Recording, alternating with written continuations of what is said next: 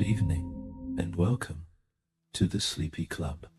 This is the place where we gently learn as we slowly drift into sleep. Soft, thoughtful stories that calm the mind and invite the body to rest.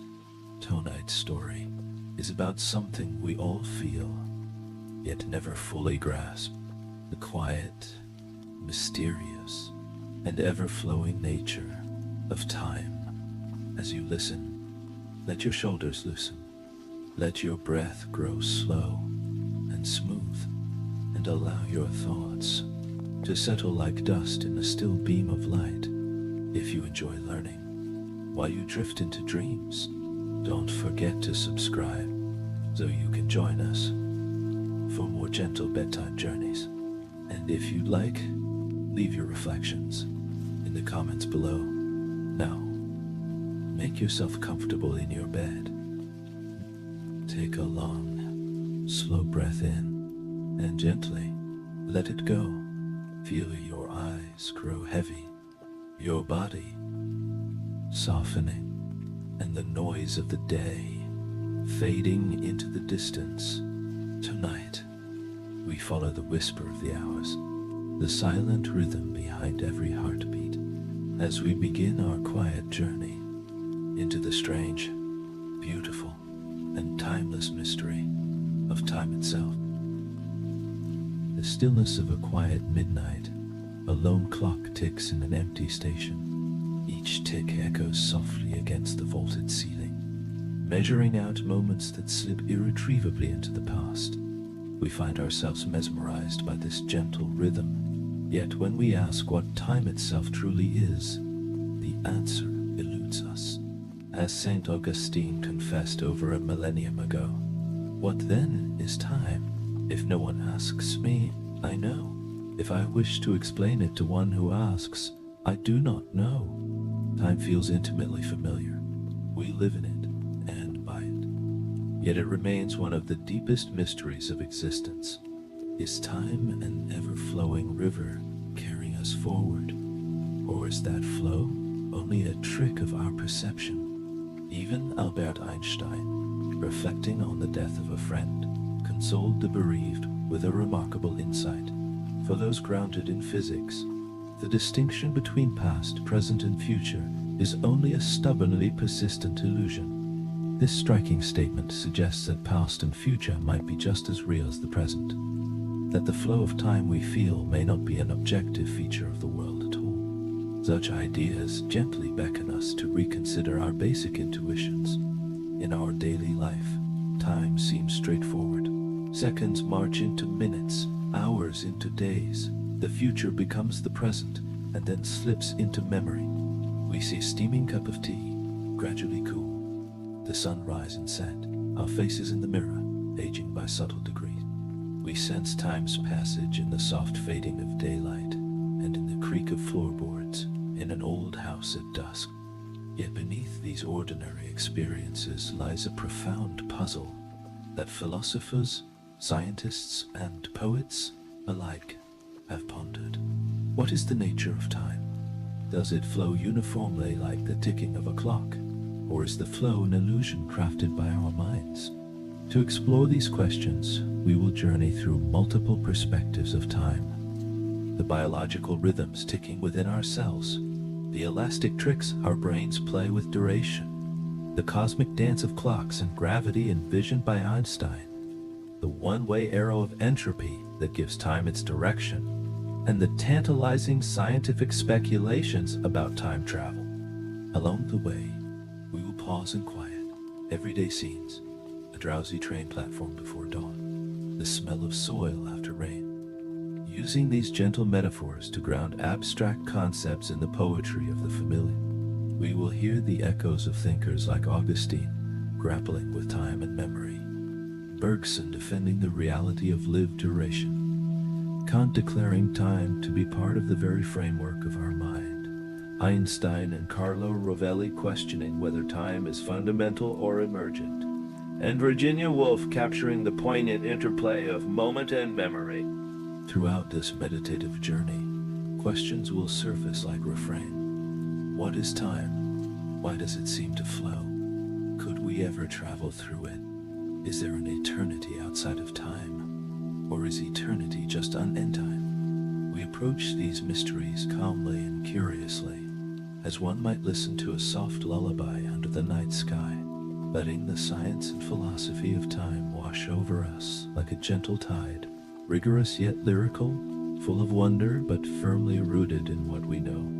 Every living being carries an internal clock, a quiet ticking within that keeps time with the world. Consider the simple miracle of dawn. As morning light spills over the horizon, birds stir and begin their song. Flowers uncurl their petals, and we humans often wake with the sun. These daily rhythms are governed by biological timing systems honed by evolution. In our brains, a tiny cluster of about 20,000 neurons, deep in the hypothalamus, acts as a master pacemaker, the suprachiasmatic nucleus, or CN. This little bundle of cells generates a near 24-hour cycle and coordinates the myriad subsidiary clocks in our organs and tissues. Like a conductor leading an orchestra, the CN receives light signals from the eyes at dawn and dusk, and in turn, synchronizes our physiology to the Earth's rotation. Thanks to this coordination, our body temperature rises toward morning. Hormones like cortisol surge at daybreak to energize us, and at day's end, melatonin flows, nudging us toward sleep. Our innate cycle is not exactly 24 hours. In fact, left to itself, the human clock runs a bit slow, around 24 hours and 11 minutes on average. Therefore, each day, morning light resets our internal timekeeper, aligning us again with the sun's schedule. In this way, time is woven into our very biology. Every cell in our body expresses genes in daily oscillations. Every heartbeat and breath subtly follows the tick of an unseen clock. We feel these rhythms in the turning of the seasons and the gentle roll of days. Think of the smell of soil after rain, petrichor, the earth's scent in sunlight after a shower. This smell might evoke memories of springtimes long past, precisely because our brains are attuned to seasonal cycles. In autumn, the early dusk can tug at our mood. In winter, long nights may induce drowsiness, while summer's extended light brings wakefulness. Our circadian system links to these environmental cues.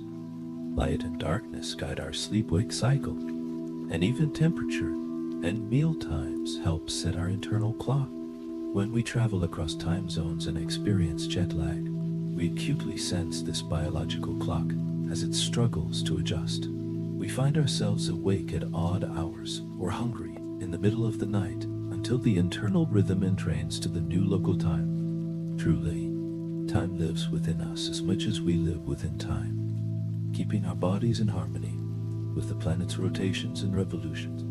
Beyond the daily cycle, life has other clocks too. The beating of a human heart at rest, roughly one beat every second, measures out a personal time. With excitement or fear, it accelerates, as if time itself were speeding up. In deep calm or sleep, it slows. There is the ticking of cell division and growth, the steady aging of our tissues. Every species has its tempo. A mayfly lives but a day, a giant sequoia for millennia. Our human lifespan is marked by biological timekeepers, like the shortening of telomeres in our DNA, or the gradual accumulation of cellular damage. This biological arrow of time moves in one direction. We all age from youth to old age. Our body's an ever-changing hourglass. As cells divide and proteins fold and unfold, entropy inches up within us. And we cannot reverse these processes. Not yet. Perhaps not ever. But even as the body marches to its biological time, the mind has its own, more fluid clock. Have you noticed how childhood summers felt endless, whereas as an adult the years seem to fly by faster and faster? There is scientific truth to this common observation. Psychologists find that our subjective sense of time speed is closely tied to memory and novelty. When we are young, each year is rich with new experiences and firsts. First day of school, first time riding a bicycle, new friends and new lessons. And our brains lay down a dense tapestry of memories. In retrospect, those early years feel long because they are so packed with remembered milestones. As we age, life often becomes more routine. Fewer unfamiliar moments stand out, and memory encodes less information unique to each passing year. Thus, when we look back, a decade in adulthood might seem to have blurred by with only sparse highlights. This has been dubbed a holiday paradox. While a novel vacation may feel like it passes quickly during the trip, later our memory of it is detailed and makes it seem longer in hindsight. Conversely, a boring or painful experience, waiting in a tedious line or sitting through a dull lecture, can feel agonizingly slow in the moment, yet leaves few traces in memory and thus seems brief when looking back. Our brains, in effect, have two times: the time of experiencing and the time of remembering. They do not always agree. Consider how emotion and attention modulate our inner clock. In moments of fright or danger, people often report that time slows down dramatically. A car crash seems to unfold in slow motion, or a fall from a height feels like it lasts far longer than it actually does. This isn't mere imagination. Studies suggest that in life-threatening or high adrenaline situations, the brain indeed goes into a hyper-vigilant state, absorbing an overload of details, which later translate into a very rich memory of the incident. When we recall it, because so many memories were formed, the event seems to have lasted much longer than it did. Neuroscientist David Eagleman proposes that during a terrifying event, the brain's amygdala floods our system with neurotransmitters, imprinting extra information. Subjectively, this creates the impression of time dilation. In real time, we probably do not perceive everything moving in slow-mo. We don't actually become Neo from the Matrix, able to dodge bullets, but we remember it as if it had stretched out. Our internal metronome speeds up under stress, carving the experience into finer temporal slices. In contrast, in states of boredom or depression, the opposite happens. Time can feel like it drags endlessly, each minute heavy. When one is anxiously watching the clock, say, in an afternoon class that will not end, or waiting for medical test results, each tick is keenly felt, and the mind's fixation amplifies the sense of duration. Attention is the key. Time is the mind's way of noticing change, and the more changes or details we notice, the longer the moment feels. Our perception of time is thus wonderfully malleable. It can even be tricked.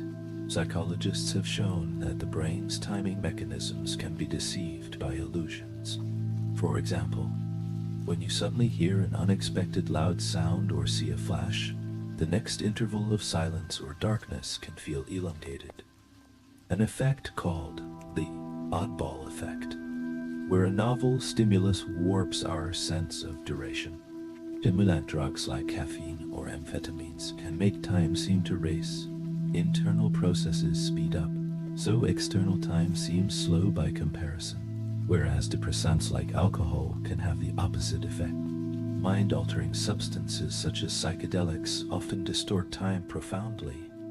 Minutes can feel like hours, or vice versa, by disrupting the neural circuits that normally keep time. Meanwhile, our circadian rhythm anchors us to a roughly 24-hour cycle, influencing when we feel alert or sleepy, hungry, or moody. This rhythm is so deeply ingrained that even isolated from external cues, like in experiments where people live in caves or windowless rooms, humans still adhere to a near 24-hour cycle, though it might drift slightly longer without sunlight resets 4 a.m. We carry an intrinsic sense of day and night that manifests in our patterns of hormone secretion, body temperature, and even gene expression. It's poetic to think that every morning, as the sun's rays hit our eyelids, they are not just lighting up the world, but also winding the invisible clocks inside us. These biological clocks connect us to the Earth's rotation. They are a reminder that time for us has always been cosmically linked to the sky. Millennia before we understood physics, humans marked time by the heavens, by the daily path of the sun, the monthly cycles of the moon, the annual march of constellations across the night. Our bodies and minds evolved under these regular celestial rhythms, and so our very biology is tuned to their music. In the delicate balance of these natural clocks, one also finds a wellspring of health. When our internal timekeepers fall out of sync, as in shift work or chronic jet lag, the disharmony can affect mood, metabolism, and even risk of illness. We are temporal creatures, and wellness depends in part on respecting the needs of our inner timings, sleeping when night falls, eating at consistent hours, getting daylight to calibrate our circadian phase. In this sense, living against the clock, such as forcing oneself into unnatural sleep patterns, can feel viscerally uncomfortable because it is a denial of a basic temporal intuition our organism holds. Modern life, with its electric lights and 24/7 activity, often pushes and pulls at these ancient rhythms. But if you have ever watched a sunrise and felt a subtle peace, or grown drowsy with the twilight, you have experienced the gentle power of the biological time within. Time is intimately entwined with memory and consciousness. Our awareness of time's passage arises from the fact that we can recall the past and anticipate the future. Indeed, memory is sometimes called the mind's time machine. When we remember, we mentally travel to moments not here, conjuring what is no longer present. When we imagine or plan, we cast ourselves forward into what might be. In this way, human consciousness is not stuck in the present. It constantly weaves past, present, and future together. The psychologist William James coined the term spacious present to describe the brief span of experience our mind considers enough, perhaps only a few seconds, which is continually updating. Within that small window, our brain binds together a bit of what's just happened with the current moment, and even an anticipation of the next moment, giving us a sense of continuity. Outside that window lies the vast landscape of memory. Without memory, we would have no personal time. We'd be like goldfish, endlessly surprised by the new while having no true past. Memory gives time its depth. The scent of wet soil after rain might transport you instantly to a childhood day, the way a simple aroma can collapse decades. A faded photograph might bring a lost era momentarily into the present. Our lives are composed of these remembered moments, strung like beads on the thread of time. Virginia Woolf, who often wrote about the flow of time and the layers of consciousness, observed that the past is beautiful because one never realizes an emotion at the time. It expands later, and thus we don't have complete emotions about the present, only about the past. Indeed, how often do we only fully understand an experience, be it joyous or painful, after time has passed and we have reflected on it? In the present, life can feel fragmentary, incomplete. Later, in memory, the moments gain meaning and emotional richness. The first blush of love, the sting of a farewell, the significance of a decision. These often become clear only in retrospect. We are constantly revising the story of our lives in our minds, and in doing so, we alter how time is felt. Nostalgia can make bygone days feel golden. Trauma can freeze a particular moment in our psyche, making years of real time unable to fully erode its impact. Memory also gives rise to a perplexing phenomenon. Certain moments in our lives seem to stand outside of time, remaining vivid across decades. Perhaps it's a moment of profound beauty, a quiet afternoon in childhood when the world felt perfect, or a moment of tragedy or shock. These are times when, as Wolf would say, one experiences a moment of being, a snippet of existence that feels more real, etched deeply into one's being. In our mental landscape, such moments do not fade like ordinary hours. They serve as landmarks in the memory by which we navigate our personal timeline. Around them, memory can be patchy or blurred, but these points remain fixed and bright. Thus, the subjective timeline of a human life is not a smooth ribbon. It is a tapestry where some sections are densely woven with detail and color, and others are thin and frayed. Our sense of time's passage is largely a story we tell ourselves, built from those pieces of memory we have decided, consciously or not, to keep. And what of consciousness in the present? We experience time as a flow, partly because our brain is constantly integrating information over short intervals. If events happen too rapidly, faster than a few milliseconds apart, we don't distinguish them separately. They blur into one now. If they are sufficiently spaced, we perceive sequence. Our brains seem to have a pulse or sampling rate for reality, assembling snapshots into an apparent continuum. One might say consciousness is like a film projector, displaying frames quickly enough that we see continuous motion. The frame rate of the mind, perhaps tied to brain waves or neural oscillations, sets the resolution of our temporal perception. Interestingly, this resolution can change. Under some conditions, high adrenaline, certain drugs, deep mindfulness, meditation, people report perceiving more frames per second, as it were, noticing subtler changes in each moment. At other times, fatigue, mind-wandering, the resolution drops and big chunks of time can pass without our awareness tracking them. Have you ever driven a familiar route and realized you don't recall the last 5 minutes of the drive?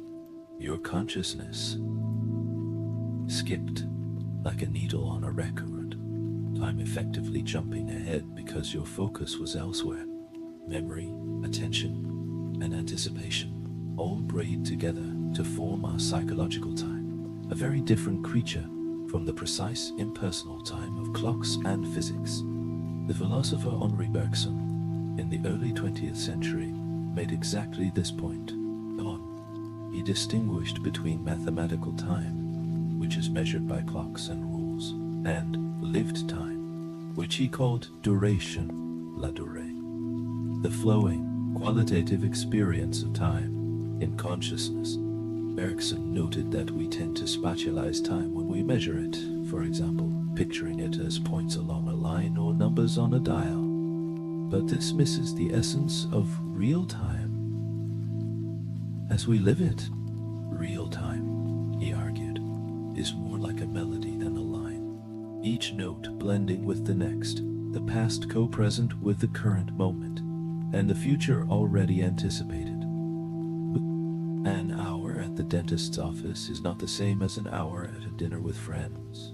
Bergson would remind us, though the clock may tick 60 minutes in each case, the subjective experience and length of those hours differ drastically. In daily life, we all know this inherently. Time is elastic to our minds.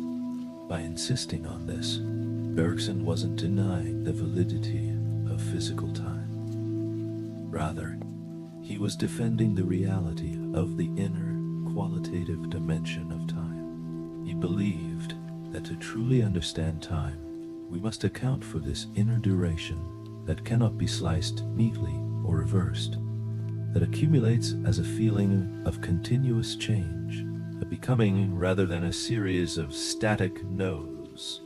While our minds have their own clocks, the physical world has revealed time to be far stranger than our ancestors ever imagined. In the early 1900s, Albert Einstein shattered the old common-sense notions of time as a universal, absolute backdrop to reality. Relativity theory showed that time is not a fixed, one-size-fits-all flow ticking identically for everyone. everywhere. Instead, time is woven together with space, forming a four-dimensional fabric called space-time, and its passage can stretch or shrink depending on motion and gravity. In everyday life, we don't notice these effects, but at high speeds or strong gravitational fields, they become significant. Einstein's special theory of relativity, 1905, introduced a remarkable constant: the speed of light. No matter how fast you move or who observes, light in vacuum always zips by at about 300,000 kilometers per second. This one fact upends our naive intuitions about time. Imagine you have a clock that bounces a light beam between two mirrors, a light clock. If you stand still, you see the beam go straight up and down, ticking regularly. But if someone else rushes past you holding the same clock, you will see their light beam take a zigzag path, because the clock is moving sideways while the light goes up and down. Since light speed is fixed, the zigzag path is longer, so the light takes more time for each bounce. To you, their moving clock appears to tick slower than yours. This effect is time dilation.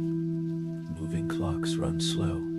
If your friend flew by at 99% of light speed, you'd see their clock, and indeed all their processes, their heartbeat, their speech, running at a fraction of the rate of yours.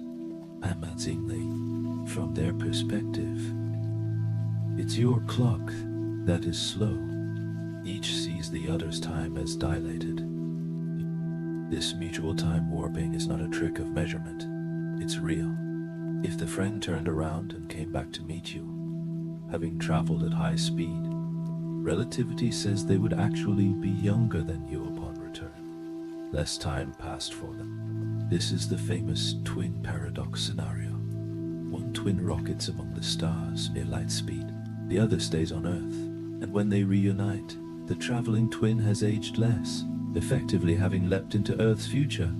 This is not science fiction. It's been confirmed with high-precision atomic clocks on fast-moving airplanes. The moving clock truly lags behind the stationary one, exactly as predicted.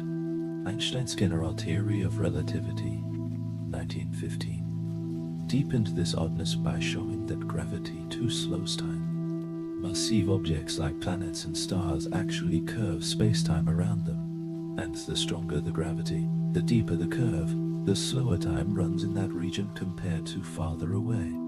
Here on Earth, this means time runs a hair slower at your feet than at your head, because your feet are closer to Earth's center where gravity is slightly stronger. Take two identical clocks, place one on the floor and one on a high shelf. The lower clock will tick a bit more slowly.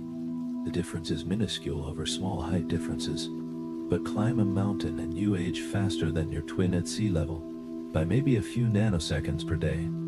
Experiments with sensitive atomic clocks have measured this effect over mere centimeters of height. A clock on a table ticks faster than one on the floor.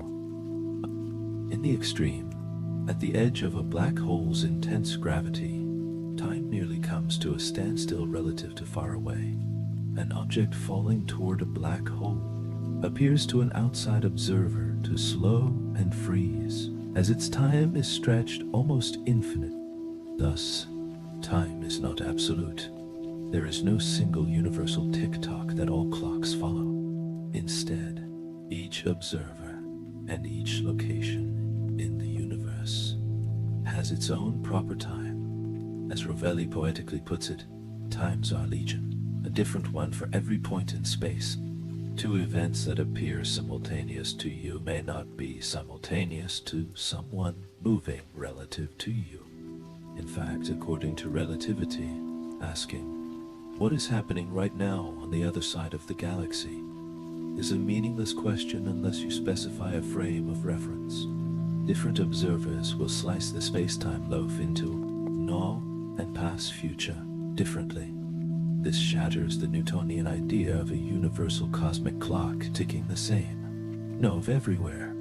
Einstein replaced it with a vision of a block universe, a four-dimensional continuum where all events, past, present, future, have their coordinates, And the flow of time is more about how we as observers move through that continuum. In the block universe model, time doesn't flow at all. It simply is. We experience a flow only because we remember the past and not the future. Einstein's friend Michele Besso dies before him, but in the block view, both Einstein and Besso's world lines exist in space-time. Einstein wrote in that same condolence letter that for those with this perspective, Besso had departed from this strange world a little ahead of me. That signifies nothing, implying that from the standpoint of physics, their lives were like two complete tapestries laid out, one ending earlier than the other in time, but both entuned. For Einstein and many physicists after him, this idea that the flow of time is an illusion, or at least not a fundamental physical fact, is compelling. In a stable space-time, the laws of physics themselves don't prefer past or future. They are mostly time-symmetric. Yet, our experience certainly does have a direction. We remember yesterday, but not tomorrow. We grow older, not younger. This introduces one of the great scientific and philosophical questions. What gives time its arrow? Why does time have a direction from past to future, when the microscopic equations, say, of particle interactions, would run just as well in reverse? On a drizzly afternoon, you might watch raindrops slide down a window pane, merging into rivulets and trickling downward. Each drop's path seems inexorable. Gravity draws water in one direction. We never see the drop spontaneously roll up the window. In countless ways, nature shows us processes that go irreversibly one way. A porcelain cup slips from the table and shatters on the floor. Never will we see shards jump up and reform into a cup. Cream disperses in coffee, but never gathers back unstirred. These everyday examples reflect an underlying physical principle, the second law of thermodynamics, which says that in an isolated system, entropy, a measure of disorder or randomness, tends to increase with time.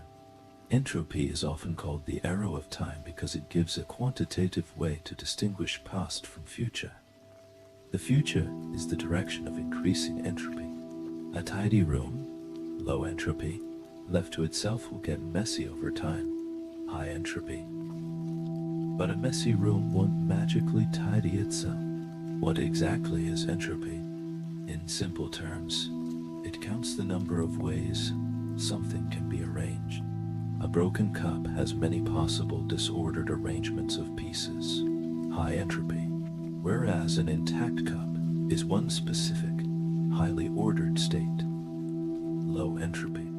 So it's astronomically more likely for a small jostle to send an ordered system toward disorder, one of the zillions of messy configurations, than vice versa. The second law doesn't forbid a reversed process. Physically, it's not impossible for shards to come together, just extremely unlikely. But it tells us that statistically, the universe moves toward more probable states, toward mixing, spreading, dispersal of energy. Thus, time's arrow is really an arrow of increasing entropy. As Sir Arthur Eddington, who coined the term time's arrow, put it, entropy is time's arrow. The one-way directionality of time is linked to the one-way increase of entropy in the universe. This principle pervades all levels of nature. Consider why we remember the past and not the future. When you form a memory in your brain, it's an increase of order, a particular pattern of neural connections or protein states, and requires a local decrease in entropy, paid for by expending energy and releasing waste heat, which increases entropy in your surrounding. The asymmetry of memory, that we can lay down records of what happened, but we have no records of what hasn't yet happened, is fundamentally thermodynamic.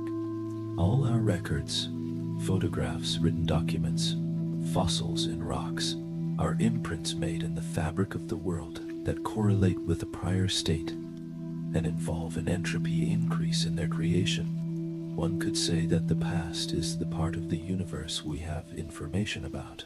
low entropy imprint. And the future is the part still amorphous, higher entropy.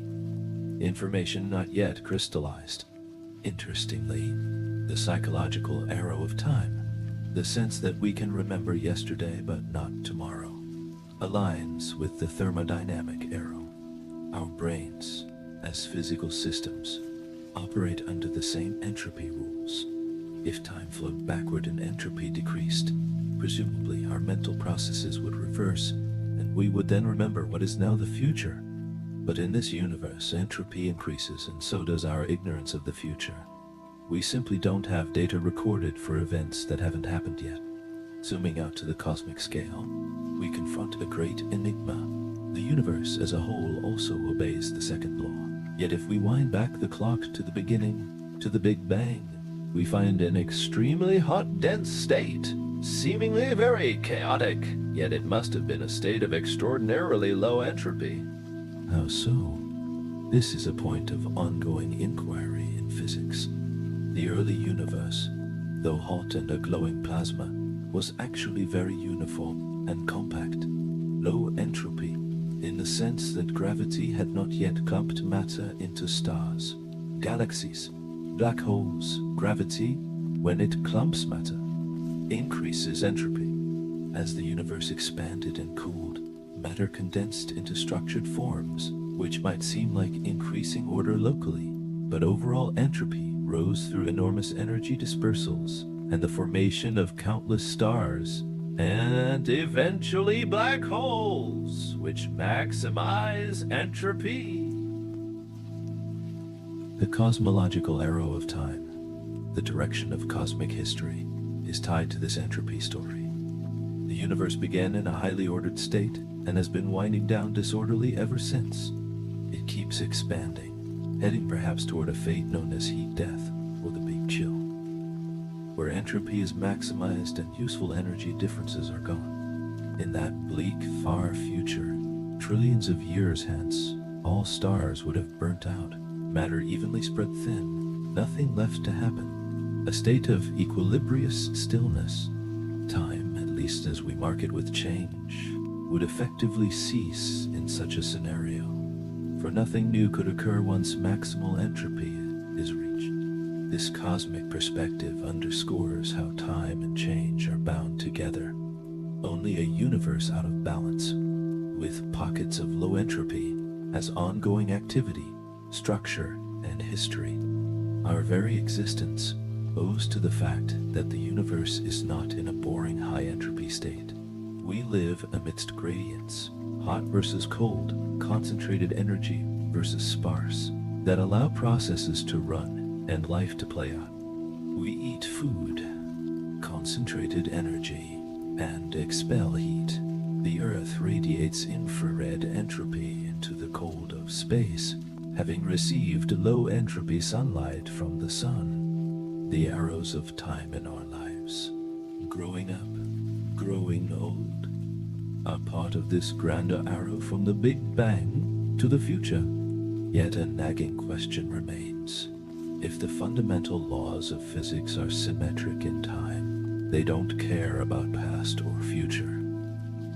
Why did the universe start in a low entropy state to begin with? This is known as the past hypothesis problem in cosmology.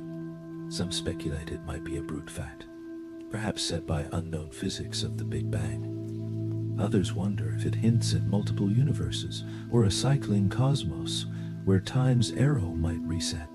But at least within our observable cosmos, the arrow points unwaveringly forward. Time moves from a tightly wound clockwork of the early universe toward the loose chaos of the far future. This thermodynamic arrow is felt in subtle ways.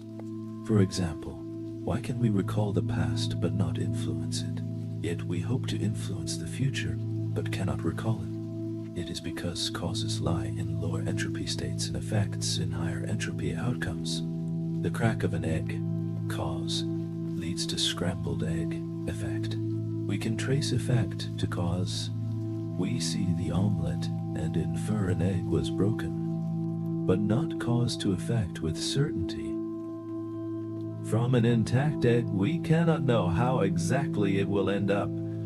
There are countless possible omelets or cakes it could become. The asymmetry of knowledge and intervention aligns with entropy. Increasing entropy opens more possibilities and uncertainty. In the lush branching tree of the future, anything might happen within physical constraints, whereas the past has pruned branches, leaving one actualized path behind us. Our language, too, encodes an arrow. We speak of the irrevocability of the past and the openness of the future. We say, "You can't unscramble an egg," as a proverbial way to indicate some processes are one way. And so our intuition about time's one-directional flow is deeply connected to the increase of disorder. However, one might ask, is time's arrow truly universal? Could there be pockets where time runs backward? In theory, if one had an isolated system prepared in a special state, entropy might locally decrease for a while, by pure chance, like air in a room all randomly moving into one corner momentarily. Extraordinarily unlikely, but not impossible according to statistical mechanics. But for any macroscopic system, the odds are so vanishingly small that you'd wait far longer than the age of the universe to see a significant reversal. The second law is, for practical purposes, as solid as a law can be. Thus, whenever you drop a wine glass and watch it shatter, you are witnessing time's arrow in an action. The sound of the shattering glass, the spreading cracks, the pieces skittering away, all these signs tell you which direction time is going. If someone showed you a film of a shattered glass miraculously reassembling itself and leaping back to a tabletop, you'd immediately know the film was running backward, because it violates everything about the normal progression of entropy. Our brains are excellent entropy detectors, which is another way of saying we are finely attuned to the arrow of time. On a clear night, far from city lights, the sky offers a view into deep time. The stars above are light from years, centuries, millennia ago. Even the nearest star beyond our sun shines with rays that left it over 4 years past.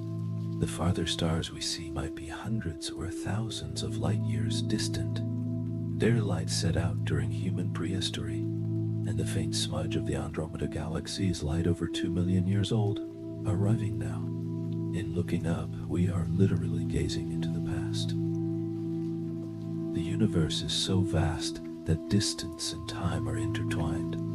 We cannot see the universe as it is now, only as it was when the light departed distant object. In this sense, our telescopes double as time machines, capturing ancient photons. Follow that thought to its limit, and you come to the cosmic microwave background, a faint glow of microwaves that pervades all space, discovered in 1965. This is the afterglow of the Big Bang, the oldest light we can see, released about 380,000 years after the universe began, now stretched by cosmic expansion into microwave wavelengths. It is like a baby picture of the universe, and it tells us that our universe is about 13.8 billion years old. Before that time, the universe was opaque plasma, and no light could travel freely. Thus our casual phrase, "since the dawn of time," would refer to the Big Bang, the apparent beginning of time as we know it, when space and time, as well as matter and energy, came into being from an initial singularity or some as yet unknown quantum genesis. It's natural to ask, what happened before the Big Bang? And here time itself becomes a fuzzy concept. In Einstein's relativity, time and space are linked to the contents of the universe. Asking what occurred before time zero may be as nonsensical as asking what lies north of the North Pole. If time began with the Big Bang, before has no meaning. St. Augustine, in fact, anticipated this kind of reasoning over 1,500 years ago. He suggested that the world was made with time, not in time. So there was no before creation. Modern cosmology entertains ideas like inflationary epochs, multiverses, or cyclical universes where a bang might follow a prior collapse. But hard evidence is elusive. What we know is that time in our universe has a finite past horizon, 13.8 billion years worth of history behind us, and likely an infinite future stretching ahead, at least if the expansion continues. Within that time frame, the cosmos has seen the formation of galaxies, stars, planets, and on at least one planet, the emergence of life and consciousness that can ponder time. We measure cosmic time with remarkable precision now. We know, for instance, how old the Earth and solar system are, 4.54 billion years. We know the dinosaurs went extinct 66 million years ago when an asteroid hit. We know the first humans who looked somewhat like us walked the Earth a few million years ago. A blink of an eye, cosmically, if you compress the entire age of the universe into one calendar year, the cosmic calendar analogy, all of human recorded history would fit in the last few seconds before midnight on December 34th. We truly are children of time, arising very late in the cosmic story. Looking ahead, we also project the fates. The sun has about 5 billion years before it exhausts its fuel. Our Milky Way galaxy will merge with Andromeda in 4 billion years. Long after, perhaps 100 trillion years from now, star formation will cease, and the long twilight of degenerate star remnants and black holes will set in. Trillions of years beyond, even black holes might evaporate via Hawking radiation. Cosmic time dwarfs our human scales, and it's both humbling and strangely comforting. Humbling in that our lifespans and even species duration are tiny against the canvas of eternity. Comforting in that we are part of something far larger and enduring. We can imagine an eternity, not infinite in an absolute sense, but effectively boundless compared to us, where time keeps unfurling even when we and our world are gone. But is eternity a meaningful concept? Some philosophies and religions conceive of an existence beyond time, an eternal realm where change does not occur, where 1,000 years are but as yesterday. In physics, an eternity would be just an endless stretch of time. However, if time is tied to change, and an eternity without change is paradoxical, perhaps eternity is better thought of as timelessness. Mystics sometimes describe experiences of timeless awareness, moments where time seems to stand still or dissolve in a deep meditative state or a profound emotional moment. One can lose the sense of time passing. Such states hint at a psychological kind of eternity, not an infinite duration, but an absence of the feeling of duration. The philosopher Plato, via his character Timaeus, said that time is the moving image of eternity. That is, eternity is like a perfect, unchanging realm, perhaps of ideals, and time is what we get when eternity is put into motion, broken into past, present, future. It's a poetic concept, that behind time's flow lies a timeless source. Immanuel Kant took a different approach. He argued that time and space are part of the mental framework we use to structure experience. For Kant, time is not an entity out there, nor an aspect of things in themselves. It is an a priori form of intuition, meaning our mind is built to interpret phenomena temporally. We cannot perceive or imagine events except in time, just as we cannot perceive objects except in space. But that doesn't mean time exists independently of our perception. It's a profound idea that the flow of time might be as much about the observer as the observed. Time is the form of inner sense, Kant wrote, the way we intuit our own internal states. This does not make physical time an illusion, but it relocates the source of time's character partly in us. Modern physics straddles an interesting line here. On one hand, relativity and the block universe picture imply that past, present, future are all equally real in the four-dimensional space-time. It's only our perspective moving along that gives a sense of flow. So, on the other hand, there are phenomena like quantum mechanics that add further wrinkles. The concept of time at quantum scales is still mysterious, and in some formulations of quantum gravity, time might not even appear as a fundamental variable at all. Carlo Rovelli, a theoretical physicist, emphasizes that at the quantum level, the notion of a universal time may break down, and that time, as we experience it, might emerge only in certain contexts, like where there's heat and entropy.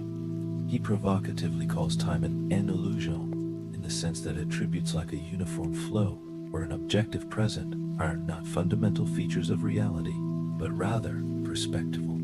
Yet, he also acknowledges our being in time is central to how we exist. In his book, The Order of Time, Rovelli writes lyrically, "We inhabit time as fish live in water. Our being is being in time." This captures the dual truth.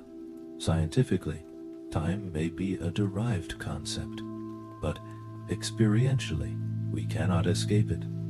It is the medium of our life. He also notes that the universe unfolds into the future, dragged by time, and exists according to the order of time. What could be more universal and obvious than this flowing?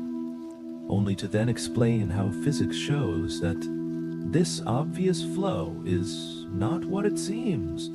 Time passes faster in the mountains than at sea level. Time runs slower near Earth than far away.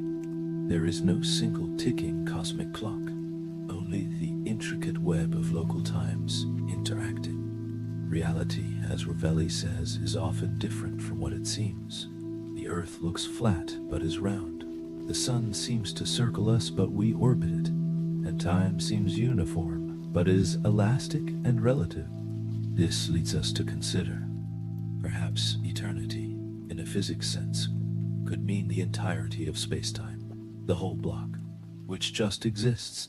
Some philosophers and physicists who hold to eternalism indeed see the universe as a static forward block. In that view, our perception of a moving present is like an observer traveling through a map. All moments exist. None is objectively now, except to the specific observer at that point. Eternalism grants a kind of eternal existence to every moment. Your childhood, this moment reading these words, and moments in the far future all equally are, though not all are, now to you. This is a mind-bending idea, but it aligns with Einstein's quote about time's distinction being an illusion. Under eternalism, death might be seen not as obliteration, but as a boundary on a world line. You exist in the block in full. And while subjectively your experience ends, those moments of your life always exist at their coordinates. Some find solace in this, that in the tapestry of space-time, we are forever woven in. Others argue that only the present is real. This view is called presentism, and the past is gone, the future indeterminate. Presentism feels closer to our intuitive experience, but is harder to reconcile with relativity. These are not just dry metaphysical stances. They subtly color how we think about life and death, about forever and nevermore. Ever since H.G. Wells' Time Machine and even earlier, humans have dreamed of moving through time as we move through space, to visit yesterday or tomorrow at will. Our fascination with time travel is as much philosophical, yearning to correct mistakes or relive joys, or see what's to come, as it is scientific. Does physics permit time travel? The answer: yes, to travel into the future. We do it all the time, 1 second per second. Plus relativity offers ways to speed that up. And maybe, but just maybe, to travel into the past. though with heavy caveats and paradoxes. Traveling to the future is straightforward under relativity. Move fast, or sit in a strong gravitational field, and your clock will run slower relative to outside. For example, an astronaut taking a high-speed journey to a nearby star and back might experience only a couple of years, while perhaps 10 years pass on Earth. They leap into Earth's future by 8 years. We've done minor versions of this. Cosmonaut Sergei Avdeyev, who spent 747 days on the Mir space station, is about 0.02 seconds younger than Hedby if he'd stayed on Earth due to orbital speed-time dilation. With more advanced travel, or by orbiting a black hole near its intense gravity, the time gap could be much larger. Though there is nothing fundamentally forbidding travel to the future. It's built into nature's structure. Travel to the past is another matter. Here is where the paradoxes arise. The classic one is the grandfather paradox. If you go back and prevent your grandparents from meeting, you'd never be born, so you couldn't go back to do that. A logical contradiction. Another is the bootstrap paradox, or causal loop, where you might give some information or object to your past self that becomes the very thing that you later go back in time to deliver, creating a loop with no clear origin. Say, you write down a math theorem after a visitor from the future told it to you. And then later you go back and tell your younger self the theorem. Where did the knowledge truly remain? Such scenarios seem to violate causality, the principle that cause precedes effect. Einstein's general relativity, however, does allow in its equations some weird structures that could permit backward time travel. One example is the wormhole, a hypothetical tunnel through space-time that could connect distant points in space and time. If one mouth of the wormhole is accelerated to near light speed, or placed in a strong gravitational field, and then brought back, it will have aged less than the other mouth, effectively becoming younger. This difference could, in theory, allow a traveler entering the younger mouth to exit the older mouth at a time before they enter. In other words, you jump into one end and pop out in the past. Kip Thorne and colleagues in 1988 famously analyzed such a scenario, spurred by a request from Carl Sagan, who was writing Contact and wanted scientifically plausible time travel. They found no outright law of physics forbidding it. Traversable wormholes might allow time travel if they exist. However, we don't know if wormholes can actually exist. They likely require exotic matter with negative energy to keep them open, and quantum effects might destabilize them if used this way. Other theoretical proposals for time machines include spinning infinitely long cylinders, Tipler cylinders, or cosmic strings, exotic objects that general relativity suggests could, in certain configurations, let you loop back in time. Again, these are speculative and none have been found or built. Stephen Hawking conjectured a chronology protection conjecture, basically, that some unknown law will always prevent macroscopic time loops, thus protecting the timeline from paradoxes. He cheekily said this might be why we haven't been visited by tourists from the future. Indeed, if backward time travel were easy, where are all the time travelers? Perhaps they are here, but hiding, or perhaps, as some suggest, you cannot travel to a time before the time machine was built, so no travel to eras that lack a pre-existing time machine device. This latter idea fits scenarios like wormholes. You couldn't go to a time earlier than the creation of the wormhole tunnel. There is also the possibility that time travel to the past, if it can happen, avoids paradoxes by creating multiple timelines or parallel universes. In that case, going back and changing something would branch off a new timeline, leaving the original one intact. Many science fiction stories use this device. It's speculative, but some interpretations of quantum mechanics, like Hugh Everett's Many Worlds, already posit branching realities. So a time traveler might enter a past that is really a different quantum branch. Thus you could change the past without inconsistency, because it isn't truly your original past. This, however, drifts from testable science into the realm of interpretation. One consistent with physics approach to time travel paradoxes is the Novikov self-consistency principle, proposed by physicist Igor Novikov. It basically says, if an event would result in a paradox or change to the timeline, then its probability is zero. In other words, the only possible events are those that are internally self-consistent. If you tried to kill your grandfather, something would invariably prevent it. The gun jams, or you accidentally shoot the wrong person, etc. So the timeline remains consistent. In a sense, the past protects itself.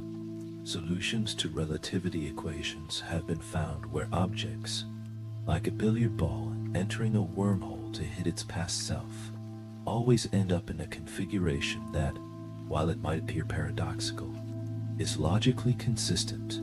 The ball knocks its past self's trajectory just enough so that it will enter the wormhole in just the way to later knock itself. A causal loop that closes consistent. While Novikov's principle is elegant, it's not proven that it must hold. It's more a conjecture of logical consistency should time loops exist. As of now, no experimental evidence of backward time travel exists. If it does happen on the quantum level, some theories talk about quantum retrocization, or particles going back in time. It has not led to macroscopic causality violations that we can see.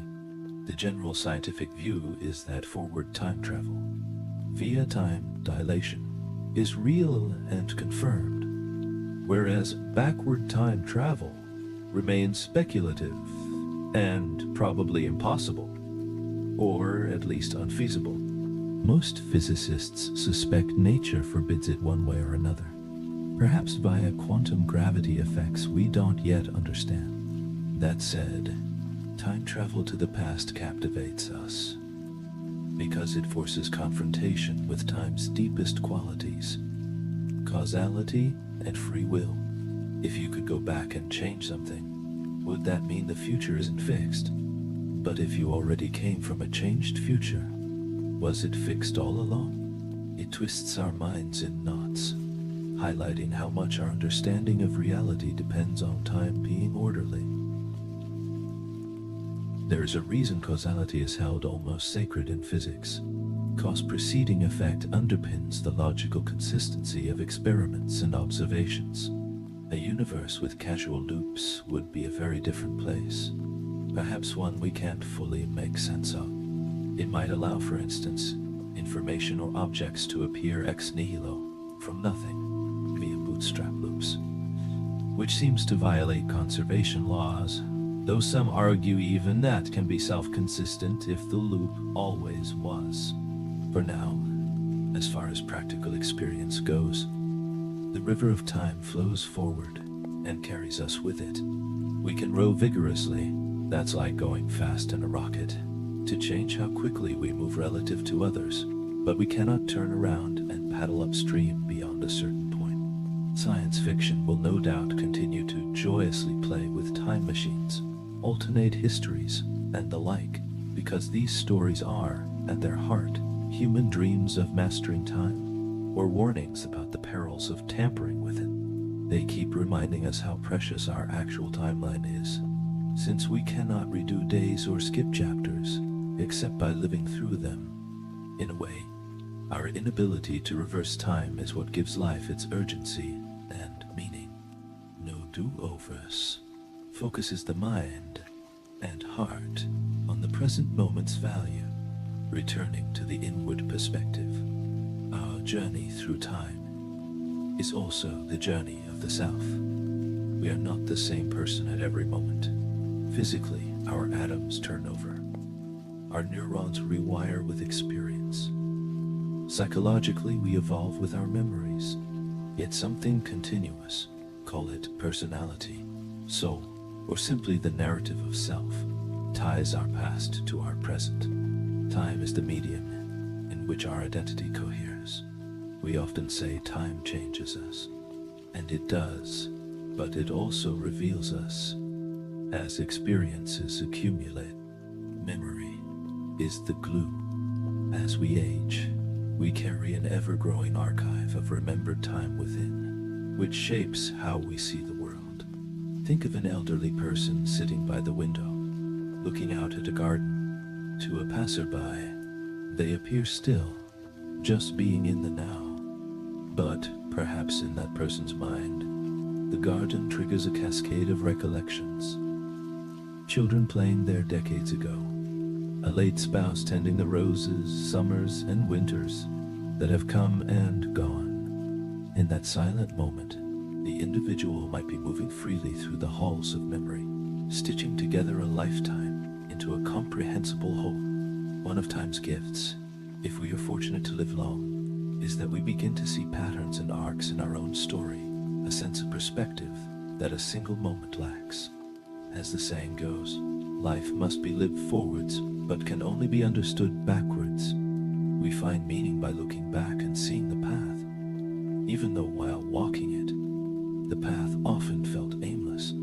This interplay of memory and identity was central to the work of Marcel Proust, who wrote In Search of Lost Time, a monumental novel all about involuntary memories, like the famous Madeleine cookie dipped in tea that unleashes in the narrator a flood of childhood memory.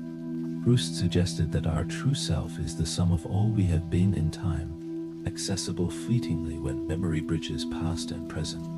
A sip of tea transports him to the vivid sensations of a childhood morning, and for those moments time's wall between present and past dissolves. We all have such triggers, a particular song that takes you back to adolescence, or the smell of pine that suddenly sets you in your grandmother's house at Christmas when you were small. These experiences feel almost like time travel. For an instant, the past lives again, not as an intellectual recollection, but as an emotional reality.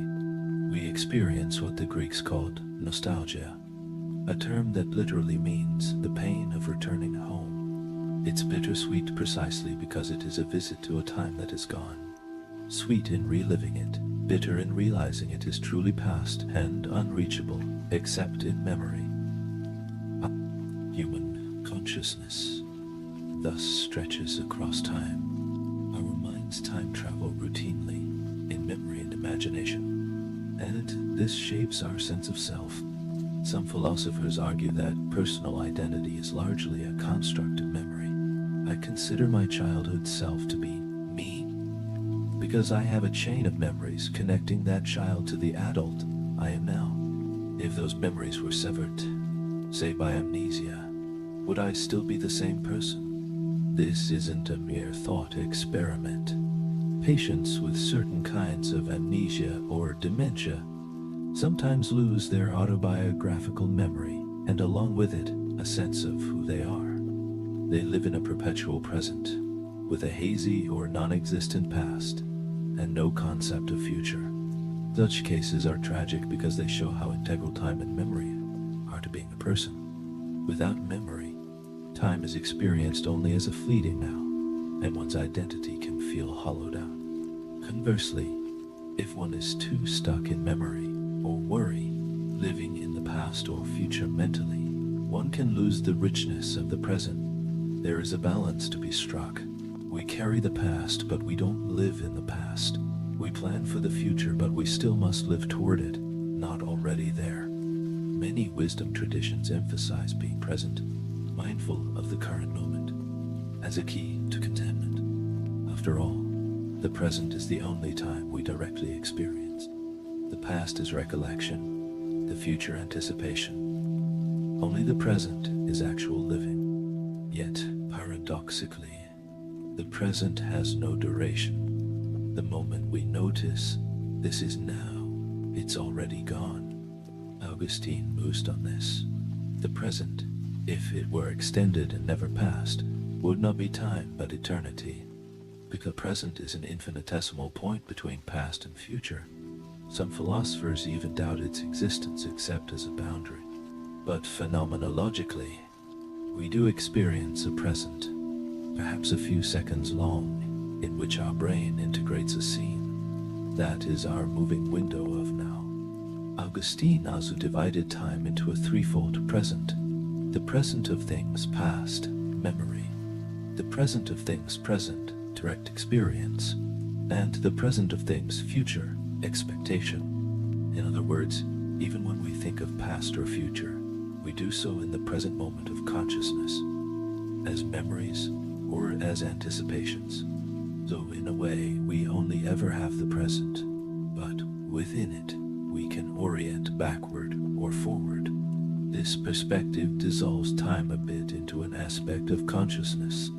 It implies that perhaps eternity is not an endless time, but a state of being fully present, outside the succession of moments. Mystics and spiritual seekers often talk about timeless present or the eternal now. They attempt to step off the treadmill of time's flow and simply be. Whether one takes that literally or metaphorically, there is something deeply calming about occasionally letting go of past and future and resting in the present. The rushing of life slows, anxiety recedes, and one can feel the simple suchness of existence. In a sense, every moment is the meeting point of eternity and time. And now that comes and goes, but if we attend closely, it's as if we glimpse the infinite in the finite. Let us return to where we began. The image of a quiet train station. Maybe just after sunset, the platform lamps flicker on, one by one, casting golden pools of light on the empty tracks. A lone traveler sits on a bench, luggage by their side, watching a clock high on the station wall. The clock's hands advance with an audible tick, tick, tick, tick. In that steady ticking, there is something comforting. A promise that time, at least by the clock, is orderly and predictable. Yet our traveler's mind wanders. In the waiting, minutes feel long. They inhale the crisp evening air, carrying the faint scent of rain-soaked earth from a recent shower, which immediately reminds them of childhood. Running through wet fields, carefree. For a spell, they are not on a modern platform at all, but in those fields decades ago, chasing a lost ball or splashing their boots. The announcement chime of the station brings them back. Only a minute passed on the clock, but subjectively that memory excursion felt like a journey. As the train finally approaches, its headlights cutting through the dusk, the traveler stands. In their pocket is a smartphone showing the time since to atomic clocks orbiting in GPS satellites. Satellites that adjust for relativistic time dilation, so that our maps and navigation stay accurate. Above, constellations begin to appear, ancient light from distant suns. A reminder that even now is layered with thens. The train slows to a stop, brakes, squealing. The traveler steps on, finding a window seat. With a lurch, the train resumes motion, and through the window, the station starts to slide away. For a brief moment, if someone on the platform were looking at the traveler's ticking watch, they'd see it ticking just an almost imperceptible bit, slower than their own, thanks to the relative motion. A tiny Einsteinian quirk. The traveler feels time shift too, but psychologically. Leaving a place often creates a feeling of moving forward in time, leaving the past platform and heading into an unknown future destination. As night fully falls and the train glides through sleeping towns, the traveler's reflection superimposes on the dark window. They see their face, a little older than it once was, eyes perhaps a bit wiser. Outside, occasional lights streak by, each a moment in someone else's life. The rhythmic clack of the rails is almost like a heartbeat, and it lulls the traveler into contemplation. In that reflective mood, all the ideas we have explored might gently swirl in their mind like the scenery. The notion that time is both deeply familiar and profoundly strange, that it is physical yet psychological, that it brings growth and decay, that it may be a dimension we traverse or an illusion of consciousness. They recall Einstein's words about illusion and feel the truth in them scientifically. Yet they also acknowledge, with Bergson, that the felt flow of time is real to us in another way. They think of Augustine realizing that the present is fleeting, and only memory and expectation give time meaning. They nod inwardly, understanding that their very identity is built on the memories carried in their brain. They smile about the paradoxes of time travel they read in a book, entertaining but unlikely to disturb the straightforward timeline of their life. They watch their reflection and see not just the person they are now, but the child they were, the adult they have been, and even an aging future self. All those versions coexist in them. In a sense, we are all time travelers on a one-way voyage. Our vehicle is our body and mind, aging as we go. Our fuel is the sum of biological, chemical, and atomic processes, keeping us going, second by second. We depart the past continually, and arrive in the future constantly. Each day is a small step into a tomorrow we shape by our actions today. And along the way, we carry with us the cargo of memory, experiences turned into stories that guide us, comfort us, or teach us. We cannot stop the train of time, but we can perhaps learn to ride it with grace. Sometimes looking ahead with hope, sometimes gazing back with wisdom and gratitude, but mostly gazing around in wonder at the ever-unfolding panorama of now. What then is time? After all this exploration, we might admit we still cannot pin it down with a simple answer, much like Augustine realized, but we have felt some of its facets.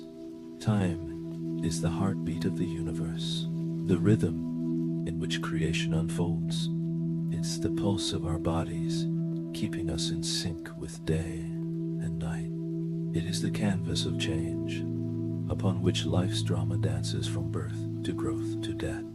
Time is mystery, perhaps born with the cosmos, perhaps an illusion of our perspective, perhaps the moving shadow of something eternal. It is constraint and possibility. We are bound by it, yet it enables everything. Without time, no change. Without change, no life or experience. Time is also a teacher. It teaches impermanence, that all moments, good or bad, pass. It teaches patience, as we wait for a seed to sprout, or for grief to ease. It teaches urgency, that now is the moment to act or to love, because now never returns.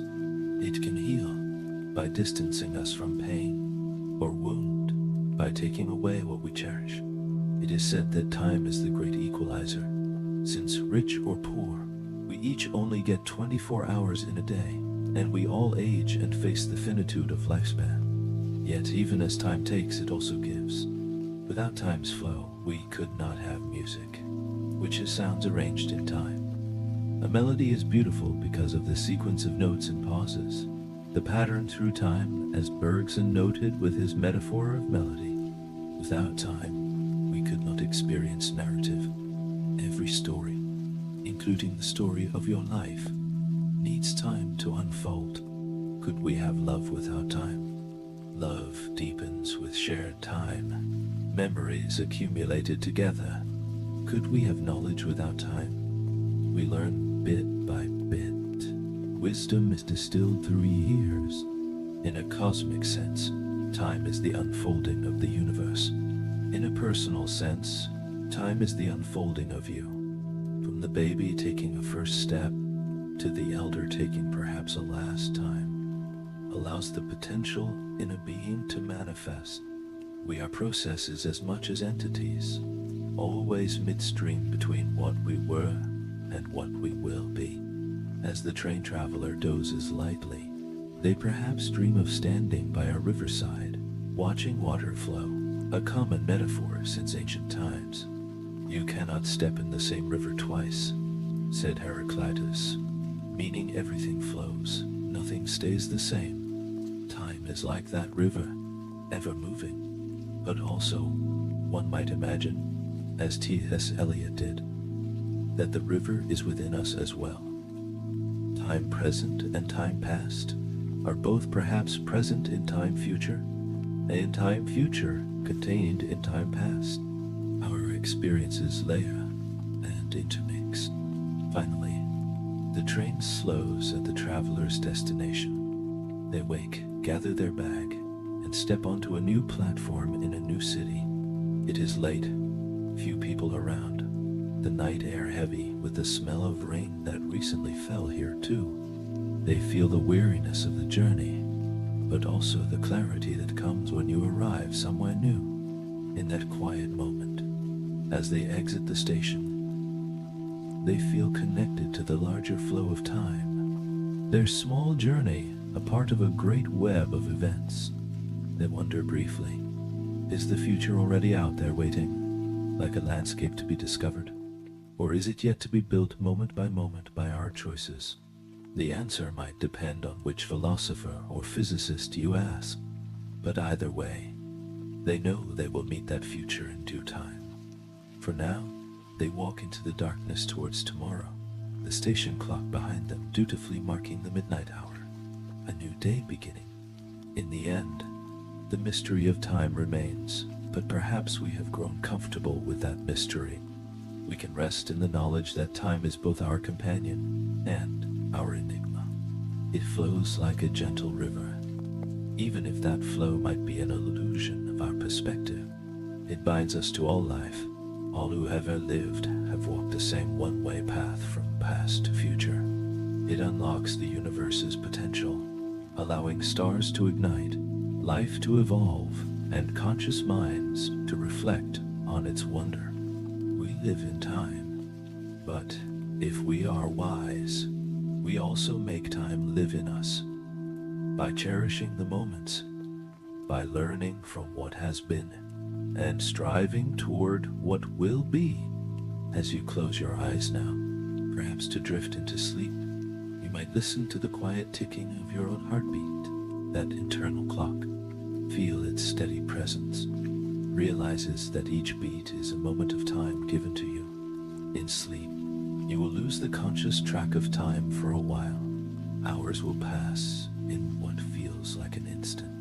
And when you wake, morning light will fill your room, and you will have journeyed into the future, refreshed. Time's gentle, ceaseless whisper will continue, and you will step into the new day, a little older, hopefully a little wiser, carrying the past within you, and moving into the unwritten future.